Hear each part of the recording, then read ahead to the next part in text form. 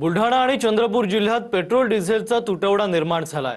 यामुळे पेट्रोल पंपांवर वाहनांच्या रांगा लागल्या आहेत। चंद्रपूर जिल्ह्यातील अनेक पेट्रोल पंपांवर डिझेल मिळत नसल्यामुळे शेतकरी अडचणीत आलेत। डिझेलसाठी पंपांवर कॅन घेऊन शेतकऱ्यांनी मध्यरात्री रांगा लावल्याचं पाहायला मिळालंय। तर बुलढाण्यात देखील पंपांवर रात्री वाहनांच्या लांबच लांब रांगा लागल्या होत्या। काही शेतकऱ्यांनी पंपांवर ट्रॅक्टर सुद्धा आणले होते।